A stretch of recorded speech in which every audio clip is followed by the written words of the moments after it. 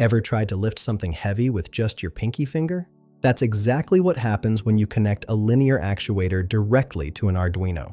Your microcontroller operates at 5 volts and outputs a tiny 40 milliamps, while most actuators need 12 or 24 volts and draw several amperes. Connect them directly and you'll fry your Arduino instantly. This is the fundamental challenge engineers face when building automated systems. You want to control physical motion, opening greenhouse vents, adjusting solar panels, or automating furniture, but there's a massive power gap between what your brain wants to do and what your muscle can handle. The solution is elegantly simple: relay circuits. Think of a relay as an electrical bodyguard.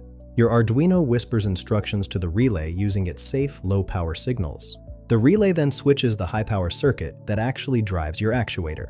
It's like using a light switch to control the industrial motor. Complete electrical isolation keeps your delicate electronics safe. But here's where it gets interesting. Linear actuators move in 2 directions, which means you need to reverse voltage polarity. This requires either a specialized relay module or an H-bridge circuit.